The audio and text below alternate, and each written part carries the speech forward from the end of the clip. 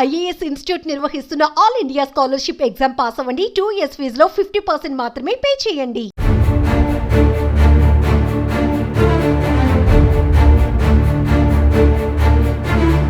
జీవితంలో ఎంతో ఎత్తుకు ఎదిగారంటే అంతే లోతు కూడా ఉంటుంది. సామాన్యమైన స్థాయి నుంచి ఉన్నత శిఖరాల వరకు చేరిన వారిని కదిపితే అదే చెబుతారు. సాధించిన కీర్తి ప్రతిష్టల కంటే అనుభవించిన కష్ట నష్టాల గురించి మర్చిపోరు. మ్యూజిక్ లవర్స్ ను ప్రపంచ స్థాయిలో మెస్మరైజ్ చేస్తూ ఆస్కార్లు అందుకున్న సంగీత కెరటం ఏఆర్ రెహమాన్ తన అనుభవాలను కొంతమేరకు పంచుకున్నారు.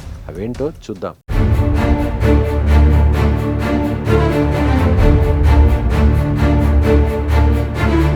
గోవా వేదికగా 55వ international film festival of India వేడుక ఘనంగా జరిగింది. ఈ ఈవెంట్ ముగింపు వేడుకలో ఏఆర్ రెహమాన్ పాల్గొన్నారు. విడాకుల ప్రకటన తర్వాత రెహమాన్ తొలిసారిగా బహిరంగంగా కనిపించారు. ఈ సందర్భంగా నిరాశ ఎదురైనప్పుడు మనిషి ఆలోచన విధానం మార్పుల గురించి రెహమాన్ విశ్లేషించారు. ప్రస్తుతం ఎంతో మంది ఎదుర్కొంటున్న డిప్రెషన్ సమస్య గురించి ఆయన ఈ వేదికపై మాట్లాడారు. శారీరక అవసరాలపై శ్రద్ధ చూపడం మానేయాలని రెహమాన్ సలహా ఇచ్చారు. ఈ రోజుల్లో చాలా మంది డిప్రెషన్ తో బాధపడుతున్నారని తెలిపారు.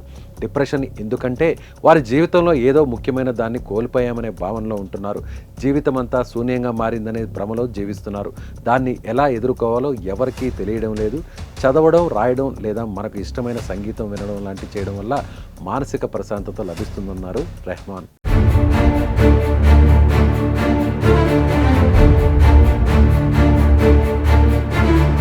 అయితే తన యవ్వనంలో రెహమాన్కు ఓసారి ఆత్మహత్య చేసుకోవాలనే ఆలోచన వచ్చిందంట. ఆ ఆలోచనల గురించి రెహమాన్ ఇఫీ వేదికపై పంచుకున్నారు. అయితే ఈ టైంలో తన తల్లి ఇచ్చే ధైర్యం ఎప్పటికీ మర్చిపోలేదన్నారు. ఆ సమయంలో తన తల్లి ఇచ్చిన సలహా జీవితాన్నే మార్చేసిందని రెహమాన్ చెప్పుకొచ్చారు. మనం ఇతరుల కోసం జీవించినప్పుడు ఆత్మహత్య ఆలోచనలు రావు అని తన తల్లి చెప్పినట్లు వెల్లడించారు. ఆ సూచన తన జీవితంలో వెలుగులు నింపిందట. అప్పటి నుంచి తన ఆలోచన విధానంలో మార్పు వచ్చిందన్నారు రెహమాన్. ఆస్కార్ వైపు అడుగులు పడేలా చేసిందన్నారు. జీవితంలో అందుకున్న అత్యంత అందమైన గొప్ప సలహా అదేనన్నారు. ఆ మాటలు తన జీవితానికి లోతైన అర్థాన్నిచ్చాయని, మానసిక ఆరోగ్య సవాళ్లను అధిగమించడంలో సహాయపడ్డాయని రెహమాన్ వివరించారు. ఇక రెహమాన్ దంపతుల విడాకుల గురించి కూడా ఆయన ప్రస్తావించారు. విడిపోవాలనే నిర్ణయం పరస్పర అంగీకారంతోనే తీసుకున్నట్లు స్పష్టం చేశారు. వారిరువురు విడిపోయినా ఒకరంటే ఒకరికి గౌరవం ఉందన్నారు.